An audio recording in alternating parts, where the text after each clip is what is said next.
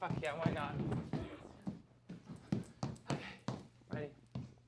So I grew up Muslim, and for many years I had a lot of struggle with internally accepting who I was and how I presented myself to the world. And I used to wear a lot of baggy pants and a lot of dull colors, and over the years I just kind of, with Pedal's help, kind of came out of my shell a little bit. Why do men not wear nail polish, for example? There's no reason. There's really no real reason. Hi, I'm Bubbles Sandcastle. I'm the director of operations, technology, logistics, glue.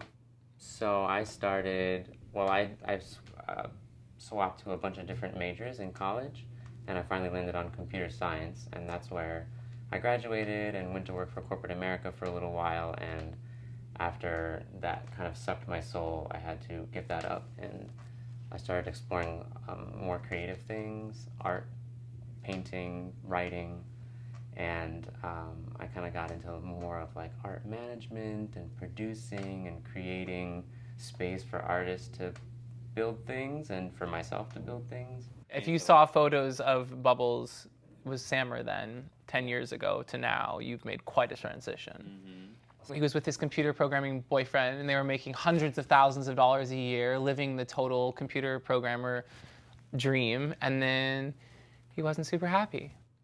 I don't know, I kind of got into deep depression for a little while and started contemplating suicide, and there was this knife on the wall that just kept getting my attention. I don't know if this is too much information. He was talking to me about his journey through life and through the world and how he handled all of this sort of like existential crisis type feeling that started to come over me. I finally joined this little dance group studio in San Francisco and was going every day, like 5 days a week. I did that for like 6 months, and that I think really pulled me out of my depression. And at the end of that, I was starting to feel better, and that's when he was calling me regularly. He was like, I'm doing this in Michigan, you gotta come, this is amazing. And then I just kind of broke up with my boyfriend and came. See you. This is like our 5th brick and mortar space now studios. A place for just dreamers and queers and drag queens and poets and people who don't want the recipe that was written for us.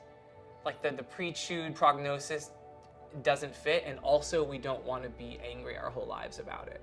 So it seems like the only way to exit the system and still have a good life is to build some new thing. When you finally do decide, okay, this isn't going to work for me, whatever that is, it's terrifying enough taking that first leap and deciding that you're going to just live a different life. And so really building a foundation and space for people to, when you do start to wake up from the thing, for people to sort of plug into is kind of is the mission of all of this. We're here to liberate ourselves. Like we're here to expand our consciousness and set down all of the conditioning, all of the ideas about reality. Like what does it mean to become a coat rack? If we can wake up and start the world anew tomorrow, what would it look like? What would it feel like? What would it sound like?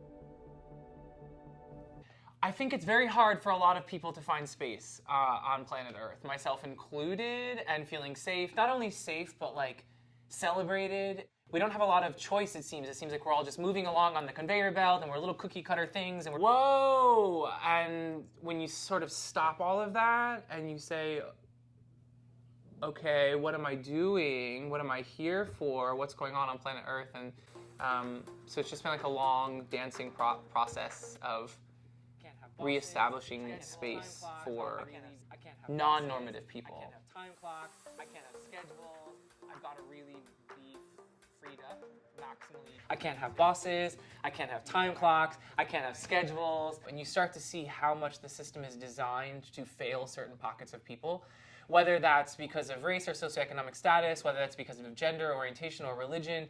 To be ushered into the margins, for whatever reason. Like to be a non-straight white male. There's so much just like being taught to us and sold to us, and it just feels like sometimes reality feels like a giant propaganda machine. Like at some point we're told to grow up and stop fantasizing and stop the daydreams and like, what are you going to do? File in. How are you going to be a productive member of society?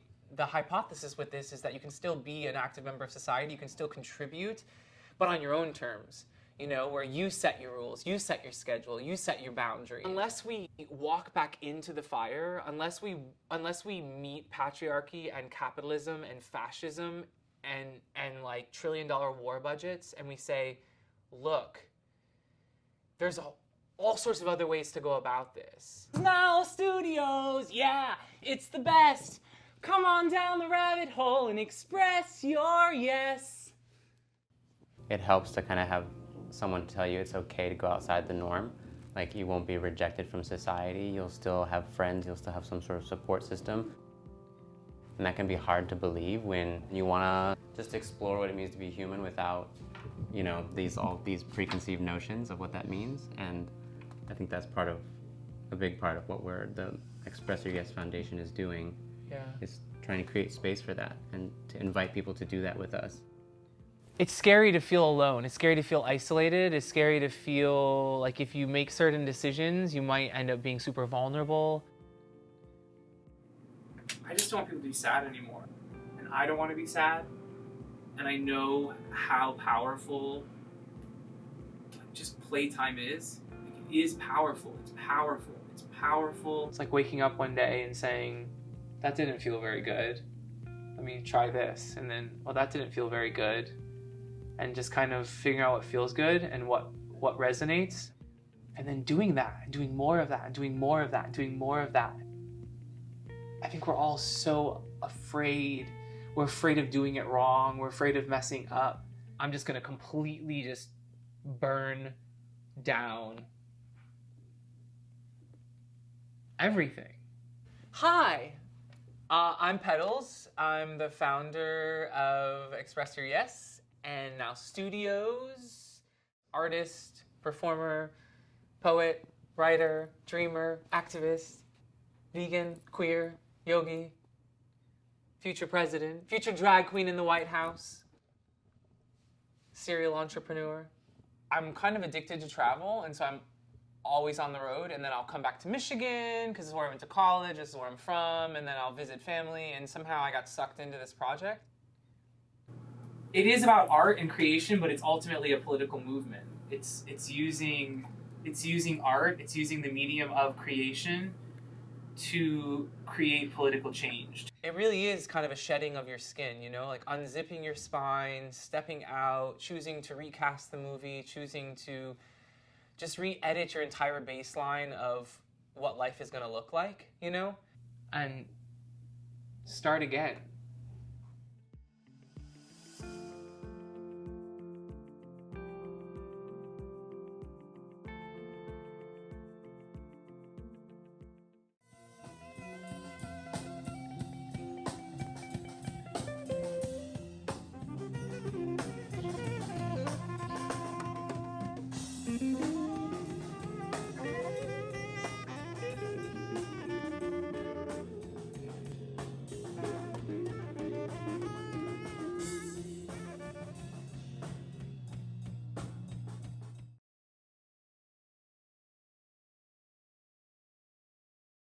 I went down to Now Studios, I didn't know what I'd see. I walked in through the front door as Petals greeted me. They said to me, who are you and who do you wanna be? And I knew right then that this was the place of my dreams.